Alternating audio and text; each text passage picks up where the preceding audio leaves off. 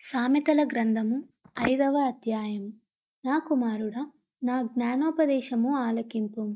వివేకము గల నా బోధకు చెవియొగ్గుము. అప్పుడు నీవు బుద్ధి కలిగి నడుచుకొందువు.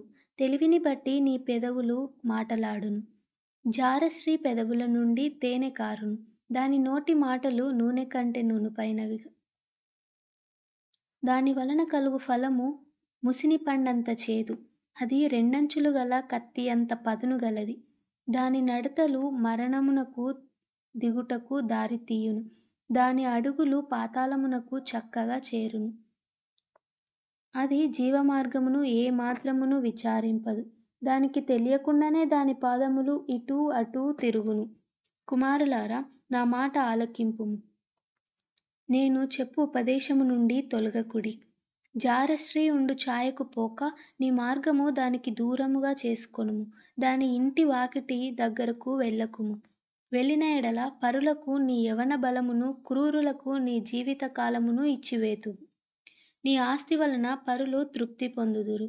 నీ కష్టార్జితము అన్యుల ఇల్లు చేరును.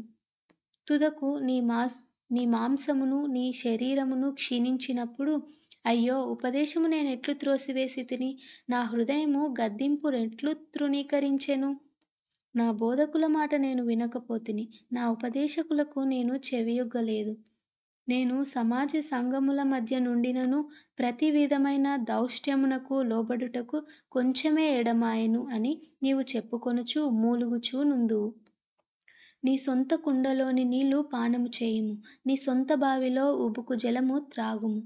నీ ఊటలు బయటకి చెదిరిపోతగునా? వీధులలో అవి నీటి కాలువలుగా పారదగునా? అన్యులు నీతో కూడా వాటిని అనుభవింపకుండా అవి నీకే ఉండవలెను గదా. నీ ఊట దీవెన నొందును. నీ యవ్వనకాలపు భార్య యందు సంతోషింపుము. ఆమె అతి ప్రియమైన లేడి, అందమైన దుప్పి. ఆమె రొమ్ముల వలన నీవు ఎల్లప్పుడూ తృప్తి నొందుచుండుము. ఆమె ప్రేమ చేత నిత్యము బద్ధుడవై యుండుము. నా కుమారుడా, జారస్త్రీ యందు నీవేళ బద్ధుడవై యుందువు? పరస్త్రీ రొమ్ము నీవేళ కౌగలించుకొందువు?